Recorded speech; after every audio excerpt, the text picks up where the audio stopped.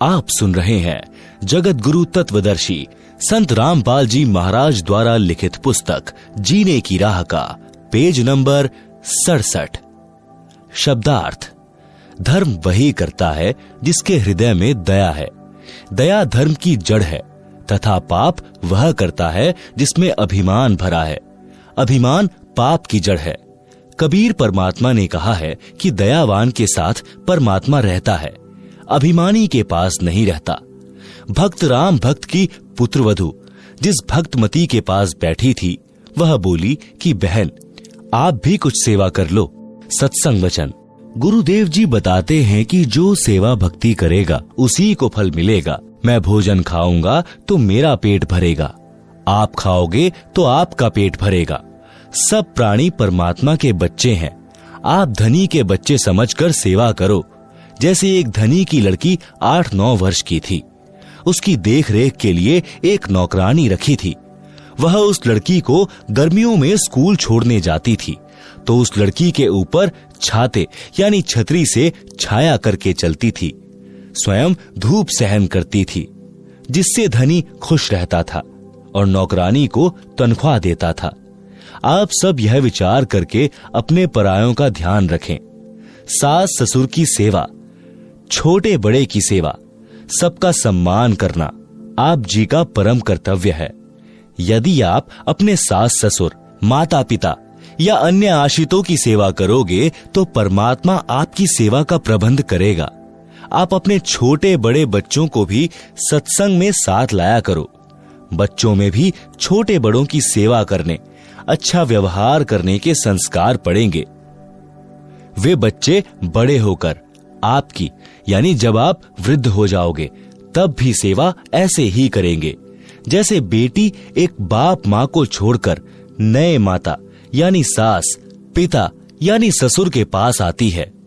अब जन्म के माता पिता तो इतने ही साथी थे, उन्होंने पाल पोस कर नए माता पिता को सौंप दिया। सास ससुर का कर्तव्य है कि आने वाली बेटी को अपनी बेटी की तरह प्यार दें। भेदभाव स्वप्न में भी नई बेटी व अपनी जन्म की बेटी में न करें, जो झगड़े की जड़ है। पुत्र वधू को चाहिए कि नए घर की परिस्थितियों के अनुसार अपने को ढाले, माँ के घर वाले बर्ताव को कम प्रयोग करे। अब पुत्र वधू का घर परिवार यही ससुराल है। आप सुन रहे हैं जगत गुरु तत्वदर्शी संत रामपाल जी महाराज द्वारा लिखित पुस्तक जीने की राह का पेज नंबर 68। शिक्षा कथा। एक पुत्रवधू अपनी सास को बहुत दुखी रखती थी। उसको फूटे हुए मिट्टी के घड़े के टुकड़े यानी ठीकरे में भोजन खिलाती थी, जैसे कुत्तों को खिलाते हैं। कभी कभी साफ करती थी। उसके लड़के का विवाह हुआ। कुछ समय उपरांत सास की मृत्यु हो गई। तब वह अपनी पुत्रवधू से बोली कि इस ठीकरे को फोड़कर बाहर फेंक दो। वह पुत्रवधू बोली कि सास जी, आपको भी इसी ठीकरे में भोजन दिया करूंगी। आपने बड़े जुल्म वृद्धा के साथ किए हैं। तब वह अपनी गलती को समझकर बहुत रोई। पुत्रवधू बुद्धिमान थी। शाम तक उस ठीकरे को नहीं फोड़ा। उसकी सास को वह ठीकरा दुश्मन दिखाई देने लगा। पुत्रवधू ने कहा कि माता जी, मैंने सत्संग सुने हैं, मैं अपने कर्म खराब नहीं करूंगी। यह कहकर ठीकरा फोड़ दिया। पाप कर्म के कारण सास को कैंसर का रोग हो गया। सारा दिन चिल्लाए, पुत्रवधू उसकी सेवा करे, कोई कसर नहीं छोड़ती थी, परंतु कहती थी कि सासू मां, सेवा तो मैं दिलो जान से करूंगी, परंतु तेरे पाप को मैं नहीं बांट पाऊंगी। यह कष्ट तो आपको ही भोगना पड़ेगा। यदि सत्संग सुने होते तो यह दिन नहीं देखने पड़ते। तब उस जालिम औरत ने कहा कि बेटी, मैं महापापिनी हूं, क्या मेरा भी उद्धार हो सकता है? मैं भी दीक्षा लेना चाहती हूं। लड़की सत्संगी घर की थी। उसको पता था कि दीक्षा लेकर भक्ति करने से पाप कर्म नष्ट होते हैं। जिनके अधिक पाप हैं, भक्ति करने से लाभ ही होगा। पाप कम ही होंगे तथा भविष्य में मानव जन्म भी मिल जाता है, यदि मर्यादा में रहकर अंतिम श्वास तक साधना करता रहे। सत्संग में गुरुदेव जी उदाहरण देकर समझाते हैं कि जैसे किसी का वस्त्र कम मैला है तो थोड़े प्रयास से ही निर्मल हो जाता है, यदि अधिक मैला है तो 2-3 बार साबुन पानी से धोने से निर्मल हो जाता है। जिसमें अधिक मैला कर रखा है तथा अन्य दाग भी लगाए हैं तो ड्राई क्लीन से साफ हो जाता है। यदि साफ करने का इरादा दृढ़ हो तो मिस्त्री का काला हुआ वस्त्र भी साफ हो जाता है। लड़की यानी पुत्रवधू को पता था कि सास जी ने तो मिस्त्री वाली दशा कर ली, फिर भी परमात्मा की शरण से अवश्य लाभ ही होता है। इस उद्देश्य से अपनी सासू मां को दीक्षा दिला दी। कुछ समय पश्चात कैंसर में कुछ पीड़ा कम हो गई। सत्संग सुनकर उसे रोना आया कि माता पिता की बहू बेटों से क्या आकांक्षा होती है। मुझ पापिन ने अपनी सासू जी के साथ क्या बर्ताव किया। मुझे तो यह रोग होना ही था। यदि पहले यह ज्ञान सुनने को मिल जाता तो मैं क्यों यह पाप करती, निर्मल जीवन जीती, सासू मां की आत्मा भी खुश करती, अपना जीवन सफल कर लेती। उपरोक्त वचन सुनकर राम भक्त जी की पुत्रवधू उस अपनी सहेली यानी पुरानी भक्तमती से लिपटकर फूट फूट कर रोने लगी। आधा घंटे तो अपने को रोक नहीं सकी। अधिक सांत्वना के पश्चात सुबह की रुकी और अपने ससुर पिता के साथ किए बर्ताव का उल्लेख रोते रोते किया। अपने ससुर जी की इंसानियत भी बताई कि कभी अपने बेटे से भी नहीं बताया कि तेरी बहू मेरे साथ ऐसा बुरा बर्ताव कर रही है। बेटे के पूछने पर यही कहता था कि बेटा किसी प्रकार की सेवा में कमी नहीं है, बड़े अच्छे घर की बेटी है, समझदार है। हमारा सौभाग्य है कि यह अपने घर आ गई। हमारा तो इस बेटी ने घर बसा दिया है। मैं पापिन ये शब्द सुनकर भी नरम नहीं पड़ी, क्योंकि मेरी आत्मा पर पाप कर्मों की परत चढ़ चुकी थी, जो 2-3 बार सत्संग सुनने के पश्चात पाप की परत उतरी है। आत्मा में अच्छे संस्कार उठने लगे हैं। 3 दिन सत्संग सुनकर भक्त राम भक्त पोता पोती तथा पुत्रवधू के साथ घर पर आ गया। बच्चों ने भी वहां छोटे बच्चों को खाना खिलाने, पानी पिलाने की सेवा करते अन्य पुराने सत्संगी बच्चों को देखा तो वे भी सेवा करने लगे। घर पर आकर अपने दादाजी के लिए पानी की बाल्टी भरकर दोनों भाई बहन लटका लाए और बोले, दादाजी स्नान कर लो। राम भक्त जी ने कहा कि बच्चों तुम्हारे पेट में दर्द हो जाएगा, इतना भार मत उठाओ, मैं अपने आप ले आऊंगा। बच्चे बोले कि दादाजी सत्संग में गुरुजी ने बताया था कि सेवा करने से लाभ ही लाभ मिलता है, कोई कष्ट नहीं होता। हम रोटी खाएंगे तो हमारा पेट भरेगा, हम सेवा करेंगे तो हमें पुण्य मिलेगा। यदि रोग भी हो तो भक्ति और सेवा से समाप्त हो जाता है। वहां आश्रम में अनेकों माई भक्त बता रहे थे कि हम बीमार रहते थे, नाम लेने के पश्चात जैसी सेवा कर सके करने लगे, हम स्वस्थ हो गए। डॉक्टरों ने जवाब दे दिया था, देखो हमारी दवाइयों की पर्चियां, 4 वर्ष से उपचार चल रहा था, अब कोई दवाई नहीं खाते। ऋग्वेद मंडल 10 सूक्त 161 मंत्र 2 में भी यही प्रमाण है कि यदि रोगी मृत्यु के निकट पहुंच गया है, यानी उसको असाध्य रोग भी हो गया हो, यदि वह भक्ति पर लग जाए तो परमात्मा उसको मृत्यु के मुख से निकाल कर ले आए, उसे स्वस्थ करके 100% यानी पूरी आयु जीवन दे देता है। आप सुन रहे हैं जगत गुरु तत्वदर्शी संत रामपाल जी महाराज द्वारा लिखी पुस्तक जीने की राह का पेज नंबर 69। इतनी देर में पुत्रवधू आई और कहा, पिताजी स्नान कर लो, धोती यहीं छोड़ देना, मैं आप साफ कर लूंगी। राम भक्त जी ने कहा कि बेटी आपको घर का बहुत कार्य करना होता है, खाना बनाना, पानी लाना, पशु संभालना है, मैं आप धो लूंगा। मेरी टांग भी अब ठीक हो गई है, बस थोड़ा सा लंग रहता है। राम भक्त स्नान करके धोती बदलकर धोती धोने लगा।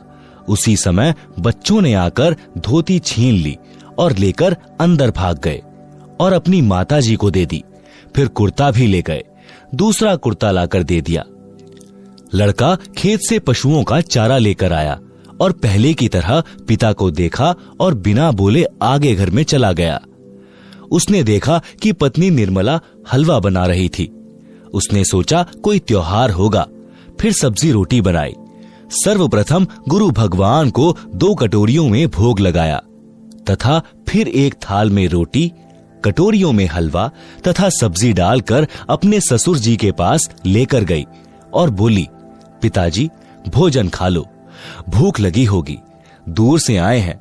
राम भक्त बोला, बेटी मेरे को यह हजम नहीं होता, सूखी रोटियां ला दे, मैं बीमार हो जाऊंगा। राम भक्त जी ने सोचा था कि भावना में बहकर बेटी आज तो सब सेवा कर देगी, परंतु लड़का इसको धमकाएगा क्योंकि उसको सत्संग का ज्ञान नहीं है, कहीं घर में झगड़ा ना हो जाए। इतने में लड़का भी आ गया। अपनी पत्नी को बोला, पिताजी ठीक कह रहे हैं, ले चल अंदर। पिता का कमरा गली पर था, बच्चों का रहने का अंदर को था। पत्नी बोली, चुप रह, मैंने बहुत पाप इकट्ठे कर लिए, अब पिताजी की सेवा मैं स्वयं करूंगी। लड़का चुप हो गया। राम भक्त ने दोनों बच्चों को थोड़ा थोड़ा हलवा दिया। पुत्र वधू को देने लगा तो बोली कि आप क्या खाओगे, घर पर और भी बहुत सारा हलवा प्रसाद बचा है, पिताजी आप खाओ, नहीं खाओगे तो मेरी आत्मा रोएगी। भक्त राम भक्त जी ने गुरुदेव भगवान का स्मरण किया और भोजन खाया। प्रतिदिन पुत्र वधू स्वयं नरम नरम रोटियां गर्म गर्म लाकर अपने हाथों खिलाए। प्रतिदिन वस्त्र साफ करे और कहे, पिताजी भजन कर लो। आप सुन रहे हैं जगत गुरु तत्वदर्शी संत रामपाल जी महाराज द्वारा लिखित पुस्तक जीने की राह का पेज नंबर 70। एक दिन राम भक्त जी की बुआ का लड़का भक्त राम निवास आया। राम भक्त जी ने उसको सीने से लगा लिया और बोला, रे भाई हमारा घर तो तेरी कृपा से स्वर्ग बन गया। भक्त राम विलास बोला कि मामा के बेटे राम निवास से कुछ ना हुआ, गुरु जी की शब्द शक्ति का करिश्मा है। आप और मैं तो पहले इकट्ठे ना बत्ती डंडा खेला करते, मेरे करने से होता तो पहले ही हो जाता। गुरु जी कह रहे थे कि राम भक्त पिछले जन्मों में भक्त था, इससे घर के मोह के कारण मर्यादा में चूक बनी थी, उसके कारण इतना कष्ट उठाया है। अब यह महादुखी हो चुका था, तब तेरे साथ आया है, नहीं तो आप कितनी बार राम भक्त से पहले कह चुके थे कि सत्संग में चल, परंतु मोह माया में अंधा हो चुका था। यह कष्ट और पुत्र वधू का व्यवहार इसके लिए वरदान बन गया है। कबीर जी ने कहा है कि सुख के माथे पत्थर पड़ो, जो नाम हृदय से जाए, बलिहारी व दुख के जो पल पल राम रटाए। भावार्थ, हे परमात्मा, इतना सुख भी ना देना जिससे तेरी भूल पड़े, जिस दुख से परमात्मा की पल पल याद बनी रहे, वैसे दुख सदा देते रहना। मैं बलिहारी जाऊं उस दुख को जिसके कारण परमात्मा की शरण मिली। भक्त राम भक्त जी ने भक्त राम निवास जी से कहा कि अब के सत्संग में बेटे प्रेम सिंह को ले जाना, इसका उद्धार हो जाएगा। अगले सत्संग में जो 1 महीने पश्चात होना था, भक्त राम निवास जी आए और प्रेम सिंह को अपने घर ले जाने के बहाने ले गए। घर से सत्संग में ले गए। 3 दिन तक आश्रम में रहे, सत्संग सुना, अन्य पुराने भक्तों से उनकी आप बीती सुनी तो सत्संग के रंग में रंग गया। भक्त राम भक्त जी का परिवार एकदम बदल गया, भक्ति सेवा करके कल्याण को प्राप्त हुआ। आप सुन रहे हैं जगत गुरु तत्वदर्शी संत रामपाल जी महाराज द्वारा लिखित पुस्तक जीने की राह का पेज नंबर 71। सत्संग से घर की कलह समाप्त होती है। एक माई अपनी पुत्र वधू पर बात बात पर क्रोध करती थी। छोटी छोटी गलतियों को बढ़ा चढ़ाकर अपने पुत्र से कहती, पुत्र अपनी पत्नी को धमकाता। इस प्रकार घर नरक बना हुआ था। पुत्र वधू अपनी सासू माँ से कभी कभी कहती थी कि आप सत्संग जाया करो, अपनी पड़ोसन भी जाती है। सासू माँ बोली कि सत्संग में तो आई गई, यानी बदचलन स्त्रियां जाती हैं, जिनका संसार में सम्मान नहीं होता, जो अच्छे कुल की नहीं है। हम खानदानी हैं, हमारा क्या काम सत्संग में। ऐसे पुत्रवधू ने कई बार कोशिश की, परंतु माई मानने को तैयार नहीं होती। एक दिन गांव की स्त्री किसी कार्यवश उनके घर आई तो सास अपनी पुत्रवधू को गालियां दे रही थी, धमका रही थी कि आने दे तेरे खसम को, आज तेरी खाल उतरवाऊंगी।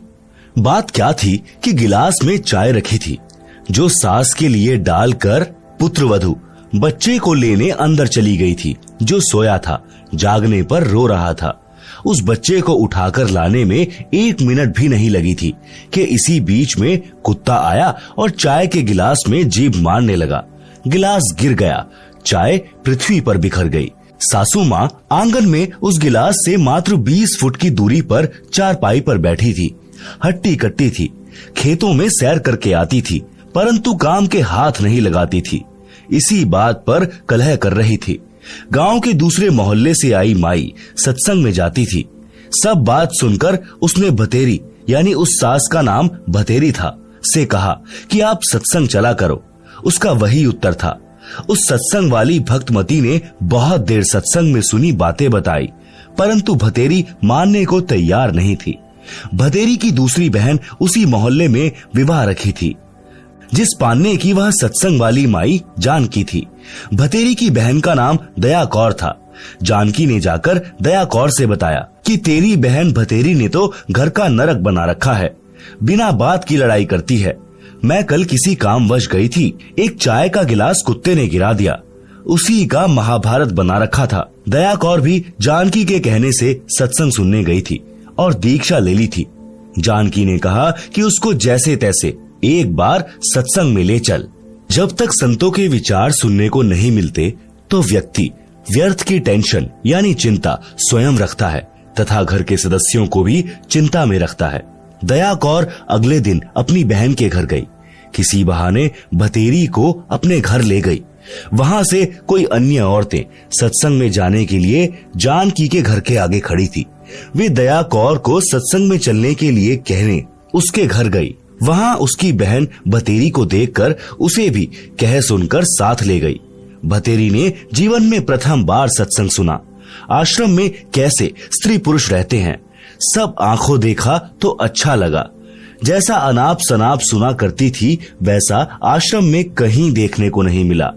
सत्संग में बताया गया कि कई व्यक्ति अपनी बहन, बेटियों, बहुओं तथा अन्य स्त्रियों को सत्संग नहीं भेजते और न स्वयं जाते हैं। वे कहते हैं कि हमारे सत्संग में जाने से घर की इज्जत का नाश हो जाएगा, हमारी बहू बेटियां बदनाम हो जाएंगी।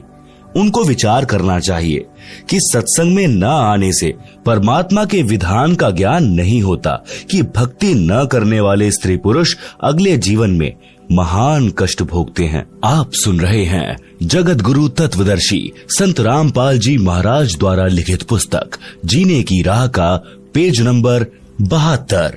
सूक्ष्म वेद में बताया है कि जो मनुष्य शरीर प्राप्त करके भक्ति नहीं करते उनको क्या हानि होती है। कबीर जी कहते हैं, हरि के नाम बिना नारी कुतिया होए, गली गली भौकत फिरे टूक न डाले कोय। संत गरीब दास जी की वाणी से। बीबी पर्दे रहे थी, ड्योडी लगती बाहर, अब गात उघाड़े फिरती है बन कुतिया बाजार। वे पर्दे की सुंदरी सुनो संदेशा मोर, गात उघाड़े फिरती है करे सरायों शोर।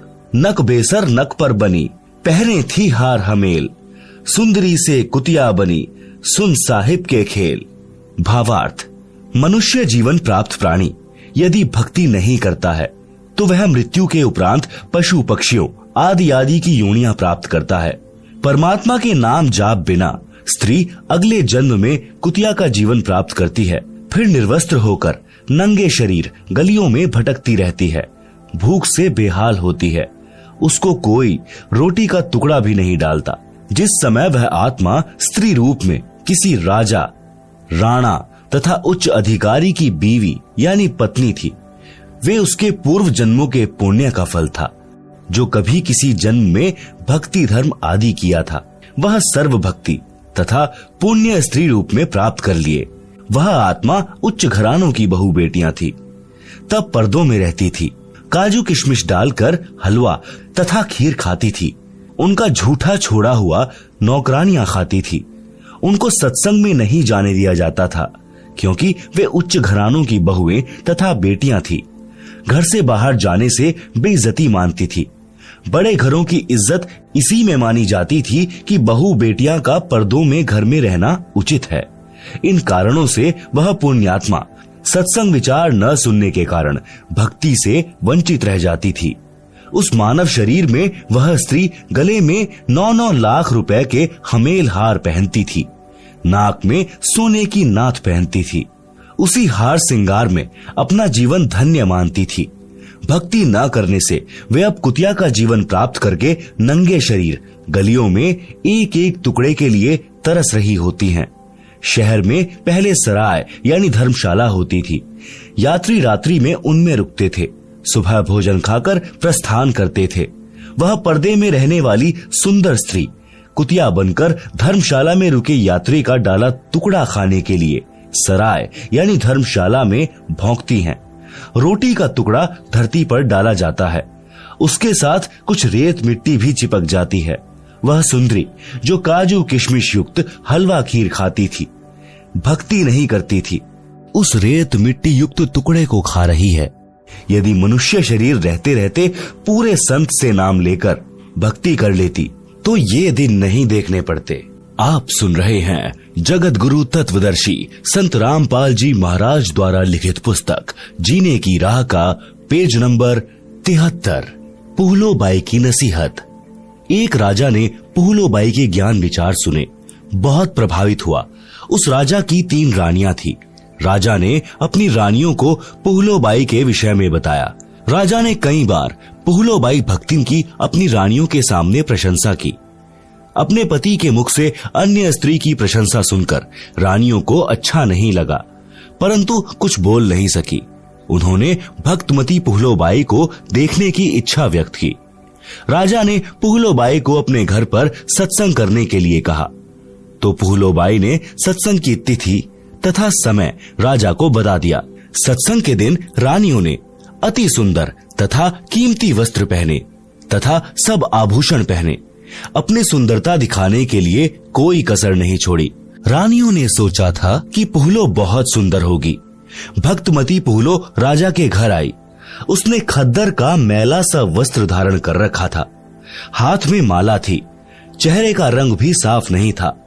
भक्तमती पुहलो को देखकर तीनों रानियां खिलखिलाकर हंसने लगी और बोली कि यह है वह पुहलो, हमने तो सोचा था कि बहुत सुंदर होगी। उनकी बात सुनकर भक्तमती पुहलोबाई ने कहा, वस्त्र आभूषण तन की शोभा, यह तन काचो भांडो, भक्ति बिना बनोगी कुतिया, राम भजो ना रांडो। भावार्थ, सुंदर वस्त्र तथा आभूषण शरीर की शोभा बढ़ाते हैं। यह शरीर नाशवान है, जैसे कच्चा घड़ा होता है।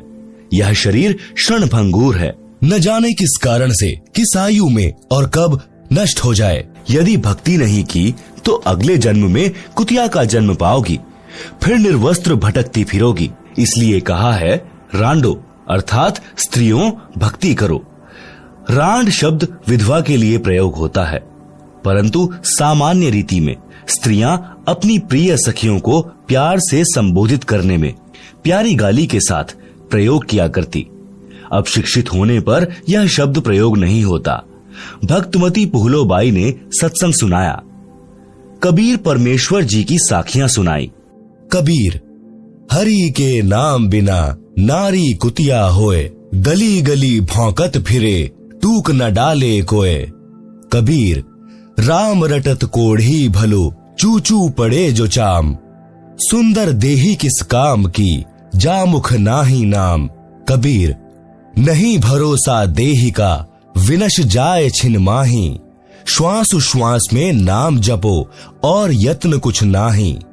कबीर, श्वास श्वास में नाम जपो, व्यर्था श्वास मत खो, ना जाने इस श्वास का, आवन हो के ना होए। गरीब, सर्व सोने की लंका थी, रावण से रणधीरम, एक पलक में राज्य गया, जम के पड़े जंजीरम। गरीब, मर्द गर्द में मिल गए, रावण से रणधीरम, कंस केसी चाणूर से हिरना कुश बलबीरम। गरीब तेरी क्या बुनियाद है, जीव जन्म धरि लेत। दास गरीब हरि नाम बिन, खाली रह जा खेत।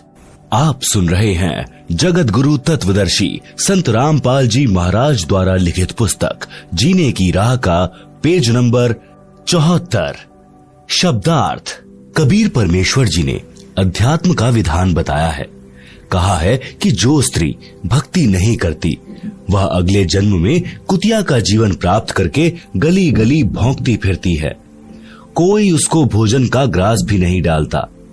मानव जीवन में सब भोजन समय पर मिल रहा था। भक्ति न करने से यह दशा होगी। परमात्मा की भक्ति कुष्ठ रोगी यानी जिसके शरीर की खाल भी कट कट कर गिर रही है, उससे रक्त निकल कर गिर रहा है, भी करता है तो बहुत अच्छा है। भक्ति करने से उसका कुष्ठ रोग भी ठीक हो जाएगा, भविष्य भी उज्जवल होगा। जो भक्ति नहीं करता वह चाहे सुंदर शरीर वाला भी क्यों ना हो, उसका सुंदर स्वस्थ शरीर किसी काम का नहीं है। इस मानव शरीर का कोई विश्वास नहीं है कि यह कब तथा किस कारण से नष्ट हो जाए। इसे बचाकर नहीं रखा जा सकता। इसका एक उपाय है, भक्ति करो। इतना स्मरण करो कि एक श्वास भी नाम के जाप बिना खाली ना जाए। श्वास छोड़ते समय तथा लेते समय प्रत्येक श्वास में नाम जपो। श्वास को नाम के जाप बिना व्यर्थ न हो। इस श्वास को ज्ञान नहीं है, यह अंदर गया है तो बाहर आएगा कि नहीं आएगा। इसलिए गफलत ना करके भक्ति में लग जाओ। यदि आपके पास धन है और सुविधाएं भी हैं, इनके कारण भक्ति करना न भूलना। श्रीलंका के राजा रावण के पास अत्यधिक धन था। उसने स्वर्ण के मकान बना रखे थे और स्वयं भी योद्धा था। परंतु श्री रामचंद्र के साथ युद्ध हुआ, मारा भी गया और स्वर्ण भी लूट लिया गया, राज्य भी गया। यह सब एक पलक में हो गया, यानी राम जी के तीर से मारा गया। कुछ ही समय में सब कुछ नष्ट हो गया तथा यम के दूत यानी मृत्यु देवता के नौकर उस रावण को जंजीरों में बांध कर ले गए, नरक में डाला गया। रावण जैसे मर्दाने यानी शूरवीर मिट्टी में मिल गए तथा मथुरा का राजा कंस, उसका प्रसिद्ध पहलवान चाणूर, कंस का नौकर केशी रूपधारी राक्षस तथा हिरण्यकशिपु जैसे बलवान भी भक्ति बिना जीवन व्यर्थ कर गए हैं। हे सामान्य प्राणी, तेरी क्या बुनियाद है, यानी तू किस आधार से बचेगा। तू कर्मों के अनुसार भिन्न भिन्न जीवों के शरीर धारण कर लेता है। संत गरीब दास जी ने परमेश्वर कबीर जी के बताए ज्ञान से कहा है कि भक्ति न करने से तेरे को ऐसी हानि होगी जैसे किसान खेत में बीज न बोने से भूखा मरता है, उसे कोई लाभ नहीं होता। भक्तिन पुहलों ने इस संसार की वास्तविकता बताई तथा भक्ति बिना होने वाले कष्ट बताए। छोटे से राज्य के टुकड़े को प्राप्त करके आप इतना गर्व कर रहे हो, यह व्यर्थ है। लंका के राजा रावण ने सोने के मकान बना रखे थे। सत्य भक्ति न करने से राज्य भी गया, स्वर्ण भी यहीं रह गया, नरक का भागी बना। राजा रानियों ने उपदेश लेकर भक्ति की तथा जीवन धन्य बनाया। आप सुन रहे हैं जगत गुरु तत्वदर्शी संत रामपाल जी महाराज द्वारा लिखित पुस्तक जीने की राह का पेज नंबर 75। कबीर हरि के नाम बिन राजा रषभ होए, मिट्टी लदे कुम्हार के घास न नीरे कोय। भगवान की भक्ति न करने से राजा गधे का शरीर प्राप्त करता है, कुम्हार के घर पर मिट्टी ढोता है, घास स्वयं जंगल में खाकर आता है। फिर पीछे तू पशुआ कीजे, दीजे बैल बनाए, चार पहर जंगल में डोले तो नहीं उधर भराए। सिर पर सींग दिए मन बोरे, धूम से मच्छर उड़ाए, कांधे जुआ जोते कुआ, कोंदो का भुस खाए। भावार्थ, गधे का शरीर पूरा करके वह प्राणी बैल की योनि प्राप्त करता है। मानव शरीर में जीव को कितनी सुविधाएं प्राप्त थी। भूख लगते ही खाना खाओ, दूध पियो, चाय पियो, प्यास लगे तो पानी पी लो। भक्ति न करने से वही प्राणी बैल बनकर सुबह से शाम तक 4 पहर अर्थात 12 घंटे तक जंगल में फिरता है। हल में जोता जाता है। दिन में केवल 2 बार आहार बैल को खिलाया जाता है। दोपहर 12 बजे तथा रात्रि में। परंतु बैल को बीच में भूख लगी है और चारों ओर चारा भी पड़ा होता है, लेकिन खा नहीं सकता। हाली उसको घास नहीं खाने देता। पानी भी समय पर दिन में 2 या 3 बार पिलाया जाता है। सिर पर सींग तथा एक दुम यानी पूंछ लगे होंगे। जब मानव शरीर में था तब वह जीव कूलर, पंखे तथा एसी कमरों में रहता था। अब एक दुम है, इसको चाहे कूलर की जगह चाहे पंखे की जगह प्रयोग करो, उसी से मच्छर उड़ाता है। सत्संग में यह भी बताया गया कि घर की कलह का कारण परमात्मा के विधान को न समझकर संसार के भाव में चलना है। घर का कोई सदस्य घर में हानि नहीं करना चाहता, किसी कारण से हानि हो जाती है तो उसको लेकर कलह नहीं करनी चाहिए। जो हानि होनी थी वह तो हो चुकी है, वह तो ठीक होनी नहीं। व्यर्थ की कलह करना समझदारी नहीं है। जिससे गलती से कोई हानि हो जाती है तो उसे कहना चाहिए, हे बेटा या बेटी, माता या पिता या सास या बहू, यह जो हो गया यह अपने भाग्य में नहीं था, आपने जानबूझकर तो किया नहीं है। इस बात से घर में शांति कायम रहती है। कलह में काल निवास करता है। भूत प्रेतों का उस घर में डेरा होता है। जो कलह नहीं करते वे सुख से बसते हैं। जिस घर में परमात्मा की भक्ति यानी आरती, स्तुति, ज्योति, यज्ञ होती है, उस घर में देवताओं का निवास होता है। आप सुन रहे हैं जगत गुरु तत्वदर्शी संत रामपाल जी महाराज द्वारा लिखित पुस्तक जीने की राह का पेज नंबर 76। सत्संग सुनकर सब अपने अपने घर चली गई। सत्संग दिन के 12 बजे से 2 बजे तक हुआ था। पुत्रवधू को पता नहीं था कि सासू माँ सत्संग में गई थी। अगले दिन सुबह भैंस का दूध निकालकर पुत्रवधू उस दूध की भरी बाल्टी को छत में लगे कुंडे वाले सरिये में प्रतिदिन की तरह टांगने लगी। उसे लगा कि बाल्टी टंग गई, परंतु सरिये के उल्टी ओर बाल्टी का कड़ा लगा था। पुत्रवधू ने सोचा कि ठीक लगा है और बाल्टी छोड़ दी। बाल्टी पृथ्वी पर गिर गई, दूध बिखर गया। आवाज सुनकर भतेरी आई और पुत्रवधू दूध की बजाय सासू माँ की ओर मायूसी से देख रही थी। बोलना उचित नहीं समझा, क्योंकि पुत्रवधू को पता था कि सासू माँ किसी भी सफाई के वचन नहीं सुनती थी। सोच रही थी कि आज का सारा दिन कलह में जाएगा, शाम को पति आएगा, उससे भी पिटाई करवाएगी। हे परमात्मा, यह कौन बनी? ऐसी गलती तो कभी नहीं हुई थी। हे सतगुरु, कुछ तो दया करो। मैं तो आपकी भक्ति भी भूलने को हो रही हूँ। मुझे तो सारा दिन सासू माँ के श्लोक याद रहते हैं। भतेरी बोली, बेटी, जो होना था वह हो गया। आज हमारे भाग्य में दूध है नहीं, चिंता न कर। इस दूध को ऊपर से हाथों से बाल्टी में डालकर भैंस को पिला दे। यह कहकर जो नाम दीक्षा ली थी उसका जाप करने लग गई। पुत्रवधू को अपने कानों पर विश्वास नहीं हो रहा था। सोच रही थी कि माताजी आज पता नहीं कौन सा स्टेशन यानी रेडियो आकाशवाणी पकड़ गई। ये शीतल वचन भतेरी की बोरी यानी बारदाना में नहीं थे, इसमें खल भरी थी। आसपास से निकलती थी तब भी बड़बड़ की झल निकलती थी। पुत्रवधू का नाम निशा था। वह सोच रही थी कि निशा, आज निशा में यानी रात्रि में तेरी बुरी होगी दशा। निशा की सोच थी कि पति को बताएगी। वह माता की बात सुनकर मेरी कुछ नहीं सुनता, अच्छी बुरी कहेगा, सारा दिन और रात्रि रोने में जाएगी। निशा ने दूध बाल्टी में डालकर भैंस को पिला दिया। बाल्टी धोकर रख दी। भतेरी आई और बोली कि बेटी, रोटी खा ले, चिंता मत कर। बेटी, मैं कल मेरी बहन दया कौर के साथ दिन में सत्संग में गई थी। मेरी तो आंखें खुल गई। मैं तो बहुत कलहारी बनी हुई थी। बेटी, हो सके तो क्षमा कर देना। पीछे हुआ सो हुआ, आगे से अपनी बेटी को पलकों पर रखूंगी। मेरी असली बेटी तो तू है। जन्मी बेटी तो अगलों की थी, वह चली गई। अपना दुख सुख साझा है। मेरी तो एक दिन के सत्संग ने ही आंखें खोल दी। बेटी, अगले रविवार को आप भी चलना, मैं भी चलूंगी। धीरे धीरे बेटे को भी ले चलेंगे। निशा ने अपने गुरुजी का फोटो यानी स्वरूप कपड़ों में छिपा रखा था। फोटो निकालकर चरणों में शीश रखकर कहा कि हे गुरुवर, आज आपने अपनी बेटी की पुकार सुन ली, घर स्वर्ग बना दिया। शाम को चतर सिंह आया तो माता ने दूध गिरने का जिक्र भी नहीं किया। कुछ दिन बाद चतर सिंह को भी नाम दिला दिया। कुछ समय पश्चात निशा के गुरुजी आ गए। निशा ने बताया कि गुरुजी, मेरी सासू माँ बहुत अच्छी हैं, इसने भी गुरु का नाम ले लिया है। भतेरी ने कहा, महाराज जी, निशा ने कभी नहीं बताया कि इसने दीक्षा ले रखी है। यह मेरी कलह से डरती होगी।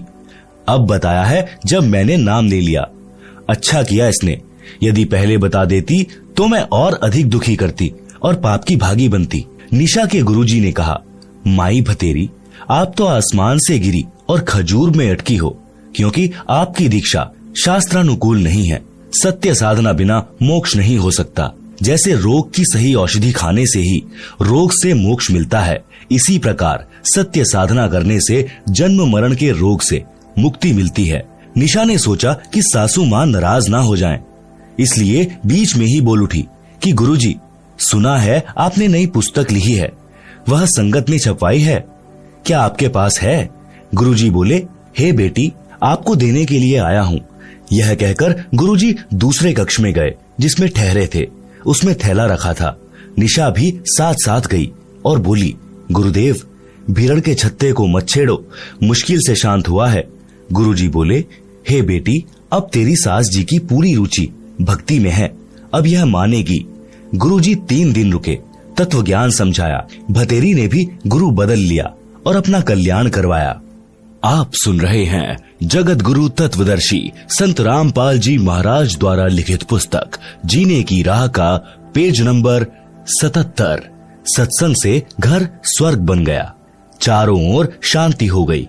जहाँ गाली गलौज के सारा दिन गोले छूटते थे, अब उस घर में परमात्मा के ज्ञान की गंगा बहने लगी। भक्तमती निशा के गुरुजी परमेश्वर कबीर जी थे, जो अन्य वेश में सत्य भक्ति प्रचार करने के लिए घूमते फिरते थे। उन्होंने बताया कि किस प्रभु की भक्ति करनी चाहिए। पढ़ें इसी पुस्तक के पृष्ठ 226 पर। निष्कर्ष, परमेश्वर कबीर जी ने बताया है कि मन नेकी कर ले, 2 दिन का मेहमान, मात पिता तेरा कुटुंब कबीला, कोई दिन कारल मिलका मेला, अंत समय उठ चले अकेला, तजमाया मंडान, कहाँ से आया कहाँ जाएगा, तन छूटे तब कहाँ समाएगा, आखिर तुझको कौन कहेगा, गुरु बिन आत्मज्ञान, कौन तुम्हारा सच्चा साई, झूठी है ये सकल सगाई, चलने से पहले सोच रे भाई, कहाँ करेगा विश्राम, रहट मालपन घट ज्यों भरीता, आवत जात भरे करे रीता, जुगन जुगन तू मरता जीता, करवा ले रे कल्याण, लख 84 की सहत्रासा, ऊंच नीच घर लेता बासा, कह कबीर सब मिटाऊं रासा, कर मेरी पहचान। आप सुन रहे हैं जगत गुरु तत्वदर्शी संत रामपाल जी महाराज द्वारा लिखित पुस्तक जीने की राह का पेज नंबर 78। भावार्थ, परमेश्वर कबीर जी ने अपने मन को संबोधित करके हम प्राणियों को सतर्क किया है कि इस संसार में 2 दिन का यानी थोड़े समय का मेहमान है। इस थोड़े से मानव जीवन में आत्मज्ञान के अभाव से अनेकों पाप इकट्ठे करके अनमोल मानव जीवन नष्ट कर जाता है। धन कमाने की विधि तो संसार के व्यक्ति बता सकते हैं, परंतु गुरुदेव जी के बिना आत्मज्ञान यानी जीव कहाँ से आया? मनुष्य जीव का मूल उद्देश्य क्या है? सद्गुरु धारण किए बिना यानी दीक्षा लिए बिना जीव का मानव जन्म नष्ट हो जाता है। यह बात गुरु जी के बिना कोई नहीं बताएगा। चाहे पृथ्वी का राजा भी बन जा, परंतु भविष्य में पशु जन्म मिलेगा। जन्म मरण का चक्र गुरु जी के ज्ञान व दीक्षा मंत्र यानी नाम बिना समाप्त नहीं हो सकता। जब तक जन्म मरण का चक्र समाप्त नहीं होता तो बताया है कि यह जीवन हर हट का कुआं लोई, या गल बंधा है सब कोई, कीड़ी कुंजर और अवतारा, हर हट डोर बंधे कई बारा। भावार्थ, जैसे रहट के कुएं में लोहे की चक्री लगी होती है, उसके ऊपर बाल्टियों की चैन वेल्ड की जाती है, उसको रहट कहा जाता था। पहले बैल या ऊंट से चलाते थे, जैसे कोल्हू बैल ऊंट से चलाते हैं। पहले अधिक चलाते थे। रहट की बाल्टियां नीचे कुएं से पानी भरकर लाती हैं, ऊपर खाली हो जाती हैं। यह चक्र सदा चलता रहता है। इसी प्रकार पृथ्वी रूपी कुएं से पाप तथा पुण्यों की बाल्टी भरी ऊपर स्वर्ग नरक में खाली की। इस प्रकार जन्म मरण के चक्र में जीव सदा रहता है। ऊपर के शब्द में यही समझाया है कि संसार में परिवार धन सब त्याग कर एक दिन अकेला चला जाएगा, फिर कहीं अन्य स्थान पर जन्म लेकर यही क्रिया करके चला जाएगा। यदि आप घर से किसी अन्य शहर में जाते हैं तो जाने से पहले निश्चित करते हो कि वहां जाएंगे, उसके बाद कहां विश्राम करेंगे, परंतु संसार छोड़कर जाते हो तो कभी विचार नहीं करते कि कहां विश्राम करोगे। हे जीव, 84 लाख प्रकार के प्राणियों के शरीरों में प्रताड़ना सहन करता है, मरता जीता यानी नए प्राणी का जीवन प्राप्त करता है। कभी राजा बनकर उच्च बन जाता है, कभी कंगाल बनकर नीच कहलाता है। परमात्मा कबीर जी समझा रहे हैं कि अवतार गण यानी राम, कृष्ण आदि आदि भी सत्य साधना न मिलने के कारण जन्म मरण के चक्र में पड़े हैं। सत्य साधना मेरे पास है। हे प्राणी, तू मेरे को पहचान। मैं समर्थ परमात्मा हूँ।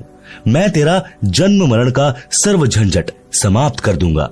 जगत गुरु तत्वदर्शी संत रामपाल जी महाराज द्वारा लिखित पुस्तक जीने की राह के पेज नंबर 79 पर काल लोक में जन्म मरण रूपी हरहट यानी चक्र का चित्र दिया गया है, जिसे आप पुस्तक में देख सकते हैं। आप सुन रहे हैं जगत गुरु तत्वदर्शी संत रामपाल जी महाराज द्वारा लिखित पुस्तक जीने की राह का पेज नंबर 80, शब्द नंबर 2। नाम सुमर ले सुकर्म कर ले, कौन जाने कल की, खबर नहीं पल की।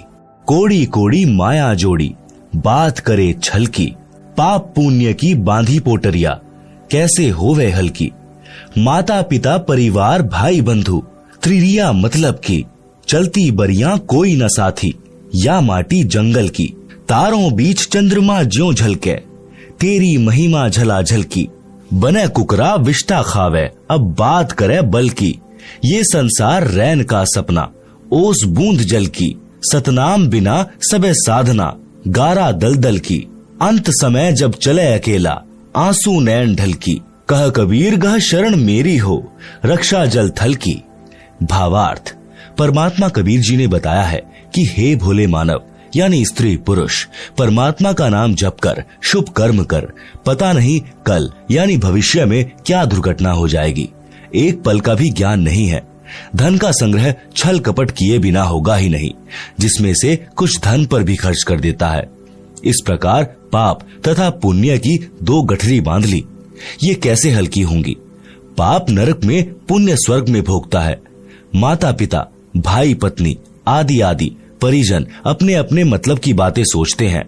पूर्व जन्मों के कारण परिवार रूप में जुड़े हैं। जिसका समय पूरा हो जाएगा, संस्कार समाप्त होता जाएगा, वह तुरंत परिवार छोड़कर चला जाएगा। जैसे रेल में डिब्बा भरा होता है, जिसने जहां जहां की टिकट ले रखी है वहां वहां उतरकर चले जाते हैं। यह परिवार रेल के डिब्बे की तरह है। मृत्यु के उपरांत यह शरीर मिट्टी हो जाता है। उस समय तेरा कोई परिवार का सदस्य साथी नहीं होगा। एक व्यक्ति अपनी पत्नी से बहुत प्रेम करता था। वृद्ध हुआ तो उसकी मृत्यु निकट थी। उसने अपनी पत्नी से कहा कि आप मेरे साथ चलोगी? वह तुरंत मना कर गई कि ना, मैं ना मरूं तेरे साथ, तेरे ते 3 साल छोटी सूं। वृद्ध को उस दिन सदमा हो गया। उसने उससे बात करना भी बंद कर दिया। निकट आए तो मुंह मोड़ ले, बोले कुछ नहीं। 60 वर्ष के साथ में उस वृद्ध को पहली बार एहसास हुआ कि कोई किसी का नहीं है। यदि उस वृद्धा को समझ होती और वास्तविक प्रेम होता तो कहती कि मुझे भी साथ ले चलना। वृद्ध ने क्या साथ ले जाना था? उसका मन खुश हो जाता, आसानी से मर जाता। समय से पूर्व वृद्धा को कौन मारता?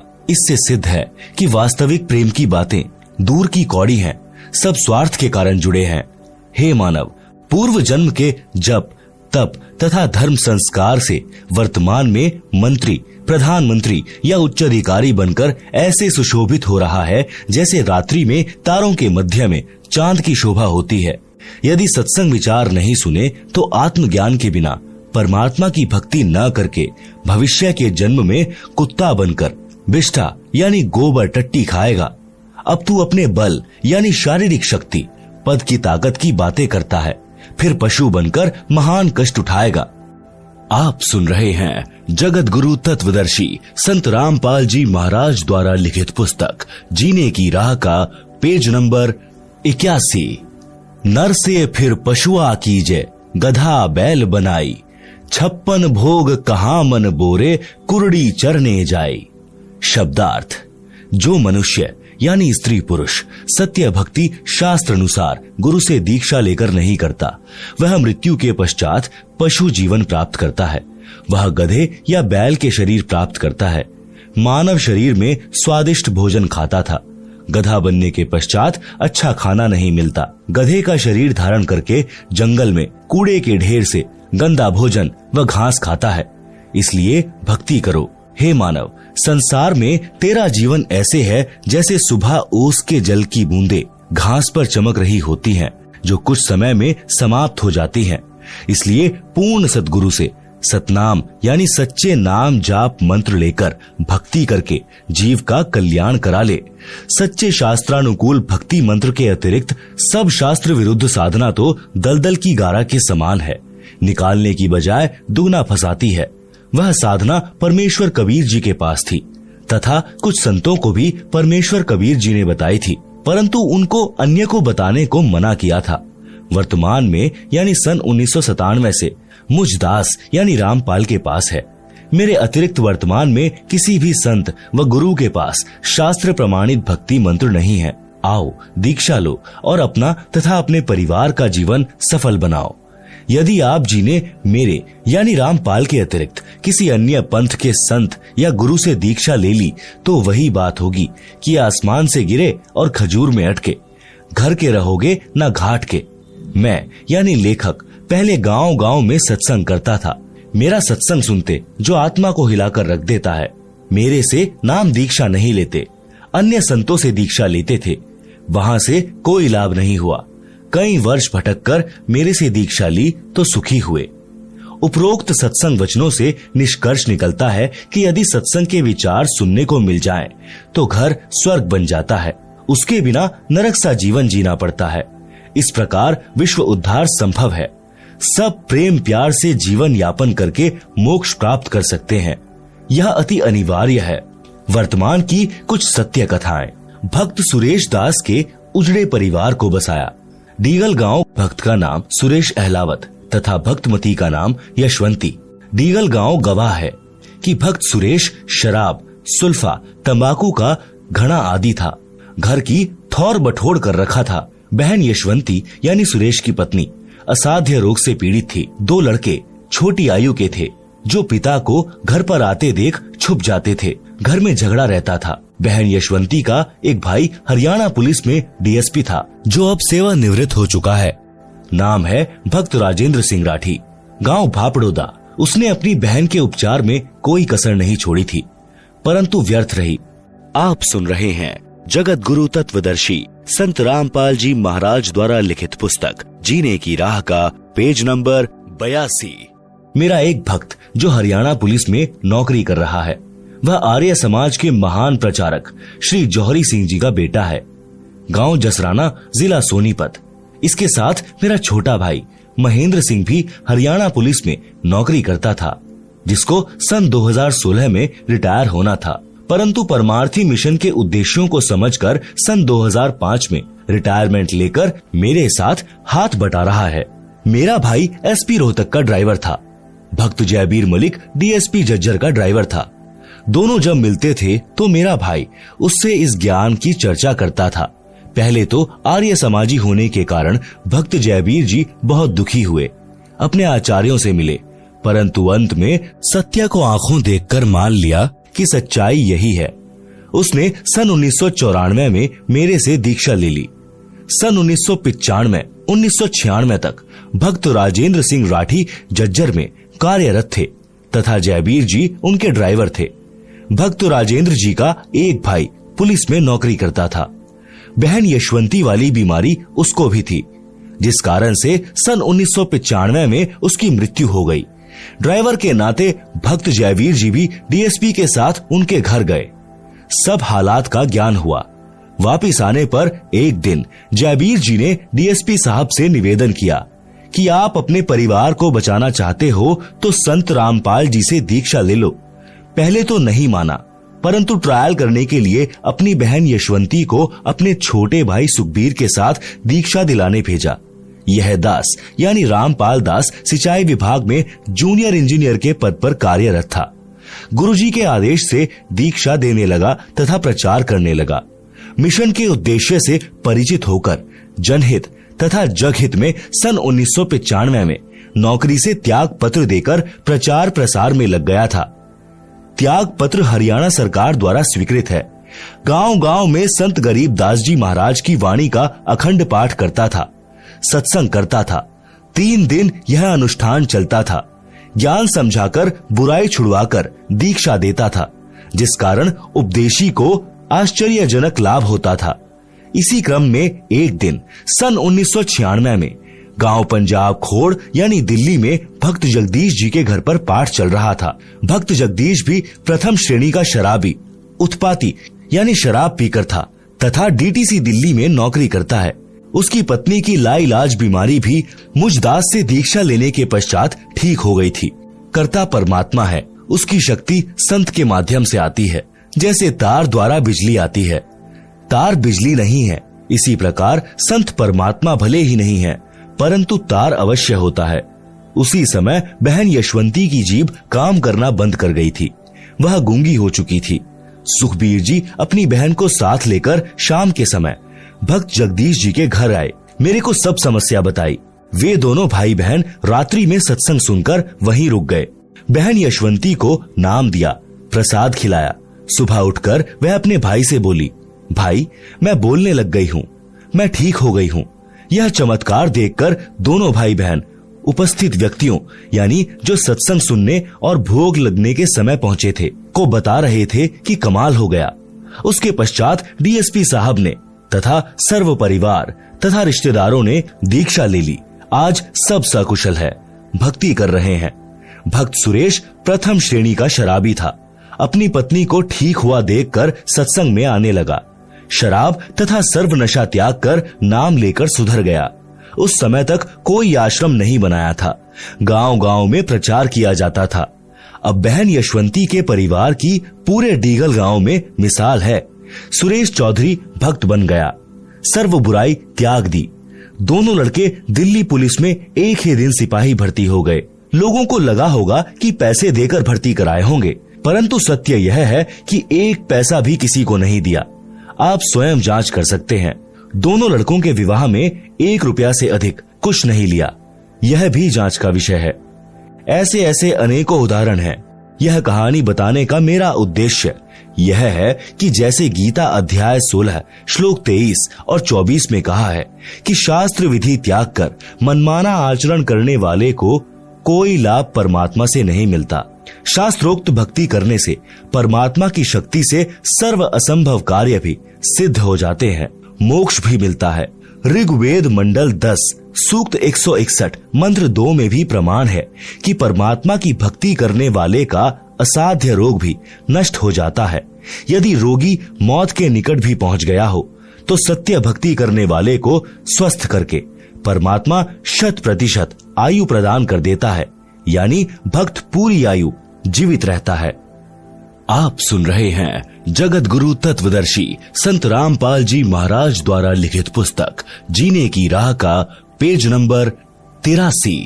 जैसे पहले बिजली का विस्तार नहीं हुआ था तो आटा हाथ से चलने वाली चक्की से माता बहन पीसा करती थी। पुरुष हाथ से फरसे यानी दराज से पशुओं का चारा यानी शानी काटा करते थे। फिर हाथ से चलाने वाली मशीन यानी गंडासे का आविष्कार हुआ। वह भी कठिन कार्य था। वर्तमान में बिजली की शक्ति से आटा चक्की चलती है। गंडासे यानी शानी काटने की मशीनें चलते हैं। असंभव कार्य हो रहा है, शीघ्र तथा सुगम हो रहा है। बिजली का विधिवत कनेक्शन लेना होता है, बिजली की मर्यादा का पालन करना होता है, अन्यथा सुखदायी बिजली विनाश कारण बन जाती है। इसी प्रकार परमात्मा का कनेक्शन लेना पड़ता है और परमात्मा की मर्यादाओं का पालन करना होता है, तब सर्व सुख तथा मोक्ष परमात्मा देता है। मर्यादा भंग होने से परमात्मा की शक्ति आनी बंद हो जाती है, सर्व सुविधाएं मिलनी बंद हो जाती हैं। डींगल गांव के व्यक्ति उन झूठे आचार्यों की बात को सत्य मानकर करौंथा आश्रम में जाने वाले अपने गांव वालों को रोकते थे, तो भक्त सुरेश जी तथा बहन यशवंती जी हाथ जोड़कर गांव के उन व्यक्तियों से कहते थे कि गाम राम मारो चाहे छोड़ो, हम आश्रम में जाना बंद नहीं करेंगे। हमारा तो घर वहीं से बसा है, नहीं तो हम आज उजड़ गए होते। परमात्मा ने उनकी सच्ची भक्ति का फल भी ऐसा ही दे रखा है। भक्त सुरेश का मोबाइल नंबर है 9034029495। आप सुन रहे हैं जगत गुरु तत्वदर्शी संत रामपाल जी महाराज द्वारा लिखित पुस्तक जीने की राह का पेज नंबर 84। सत्संग न सुनने से सर्वनाश हुआ। परमेश्वर कबीर जी कहते हैं, राम नाम कड़वा लागे, मीठे लागे दाम, दुविधा में दोनों गए, माया मिली न राम। शब्दार्थ। सत्संग न सुनने वाले मानव यानी स्त्री पुरुष को परमात्मा के विधान का ज्ञान नहीं होता, जिस कारण से उसको परमात्मा के विषय में चर्चा भी अच्छी नहीं लगती। धन संग्रह करना अच्छा लगता है, जिस कारण से उसको दोनों से हाथ धोने पड़ते हैं, यानी उसे न तो परमात्मा मिलता है और मृत्यु के पश्चात धन भी यही रह गया, उसके दोनों ही हाथ से निकल गए। पंजाब प्रांत में मेरे यानी रामपाल दास के पूज्य गुरुदेव जी का आश्रम तलवंडी बाई की नामक कस्बे में है। उनके सतलोक चले जाने के पश्चात उनका दास यानी रामपाल दास महीने के दूसरे रविवार को सत्संग करने जाता था। मेरे गुरुदेव जी के कुछ शिष्य तलवंडी भाई की कस्बे के सेठ भी हैं। उनका रिश्तेदार शुक्रवार को एक वृद्धा की मौत पर शोक व्यक्त करने सपरिवार आया था। वह शनिवार 2 बजे बाद दोपहर को अपने घर चंडीगढ़ जाने लगा, तो सत्संगी रिश्तेदारों ने उनसे कहा कि आज और रुक जाओ, कल सुबह 8 से 10 बजे सत्संग होगा, आप सत्संग सुनकर प्रसाद लेकर जाना। रिश्तेदार ने कहा कि कल रविवार को एक पार्टी आएगी, 2 बजे उससे मेरा अनुबंध होना है, जिसमें मुझे 5 लाख का लाभ होगा। यह घटना सन 1998 की है। सत्संगियों ने आग्रह किया कि आप रविवार को 11 बजे सुबह चलोगे तो भी आप समय पर पहुंच सकते हो। फोन करके उन्हें सूचित कर देंगे कि वे कुछ देर से आ जाएंगे। परंतु वह नहीं माना। उसके परिवार में कुल 4 सदस्य थे, पत्नी तथा बेटा बेटी। चारों अपनी मारुति कार में सवार होकर चंडीगढ़ के लिए शनिवार को रवाना हो गए। चंडीगढ़ से कुछ पहले अंबाला शहर के पास एक बजरी का भरा ट्रक खराब हालत में खड़ा था। उसके पिछले पहिए निकाल रखे थे, जैक लगा रखा था। माया के लोभी को केवल 5 लाख का लाभ ही नजर आ रहा था। कार पूरी गति से चला रहा था। कार उस बजरी के भरे ट्रक के नीचे घुस गई। जैक हट गया, पूरा परिवार कुचला गया। बड़े दुख के साथ कहना पड़ रहा है कि यदि सत्संग सुनने के लिए रुक जाता तो यह नाश नहीं होता। माया के बिना तो काम चल जाता, परंतु काया के बिना नहीं चलता, क्योंकि शरीर है तो परमात्मा की भक्ति करके आत्म कल्याण कराया जा सकता है। परमेश्वर कबीर जी ने सतर्क किया है कि राम नाम कड़वा लगे, मीठे लागे दाम, दुविधा में दोनों गए, माया मिली न राम। शब्दार्थ। सत्संग न सुनने वाले मानव यानी स्त्री पुरुष को परमात्मा के विधान का ज्ञान नहीं होता, जिस कारण से उसको परमात्मा के विषय में चर्चा भी अच्छी नहीं लगती। धन संग्रह करना अच्छा लगता है, जिस कारण से उसको दोनों से हाथ धोने पड़ते हैं, यानी उसे न तो परमात्मा मिलता है और मृत्यु के पश्चात धन भी यहीं रह गया, उसके दोनों ही हाथ से निकल गए। इसलिए हे भाई बहनों, सत्संग की ओर रुचि करो, आत्म कल्याण कराओ और जीवन की राह को आसान बनाओ।